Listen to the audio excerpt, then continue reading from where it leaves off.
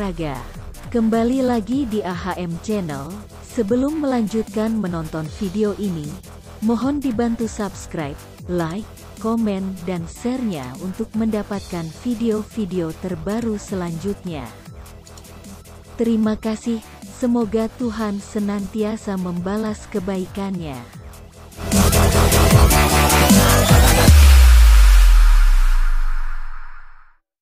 Pemain asing tim PSM Makassar jika dibandingkan dengan beberapa klub lain di Liga 1 2022 masih terbilang cukup baik.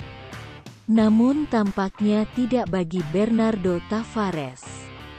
Pelatih berusia 42 tahun itu bahkan akan terus berupaya untuk mendatangkan pemain baru pada bursa transfer gelombang kedua akhir Oktober bulan depan. Bernardo Tavares kemungkinan besar akan mengevaluasi dua pemain asingnya, Everton Nascimento dan Kenzo Nambu.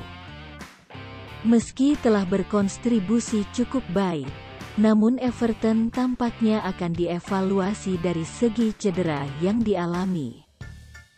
Kabarnya bomber asal Brazil itu mengalami cedera parah dan harus menepi dalam jangka waktu cukup lama.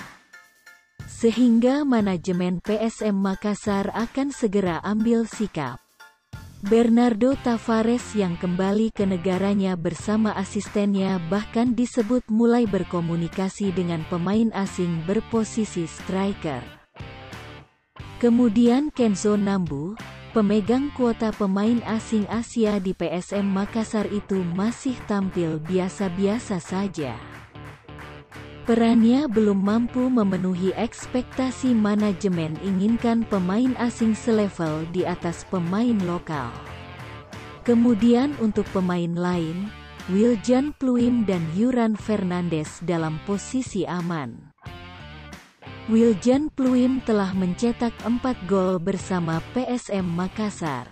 Selain itu, ia juga menjadi roh permainan pasukan Ramang. Sementara Yuran Fernandes meski bermain di posisi bek namun dirinya sudah menciptakan 3 gol melalui titik penalti.